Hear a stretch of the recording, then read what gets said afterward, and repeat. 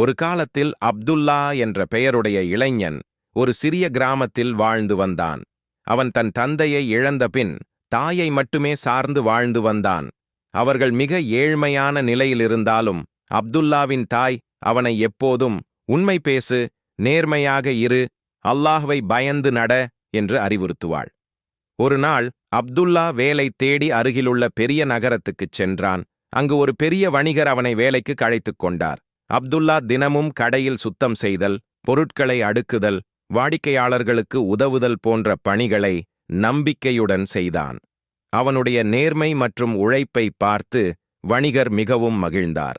ஒரு மாலை கடையை மூடும்போது தரையில் ஒரு பெரிய பொற்காசு பை கிடந்தது.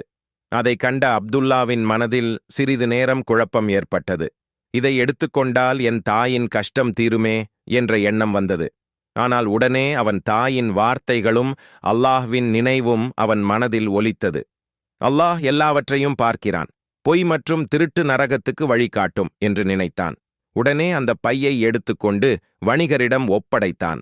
அதை பார்த்த வணிகர் மிகவும் ஆச்சரியப்பட்டார்.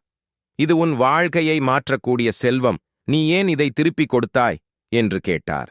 அப்துல்லா அமைதியாக பதிலளித்தான், இது என் சொத்து அல்ல, அல்லாஹ்வின் கட்டளைக்கு எதிராக நடப்பதை விட ஏழையாக இருப்பதே சிறந்தது. வணிகரின் கண்களில் கண்ணீர் துளிர்த்தது.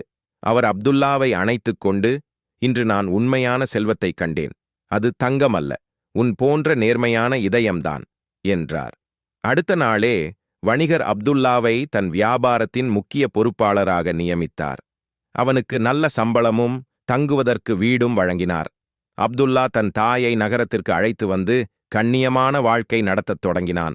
அப்துல்லா எப்போதும் மக்களுக்கு சொல்லுவான், உண்மை பேசுவதும் நேர்மையாக இருப்பதும் சில நேரம் கடினமாக தோன்றலாம், ஆனால் அதில்தான் உண்மையான வெற்றி இருக்கிறது. பாடம்: நேர்மை, உண்மை மற்றும் அல்லாஹ்வின் பயம் கொண்டவர்களை அல்லாஹ் ஒருபோதும் கைவிட மாட்டான்.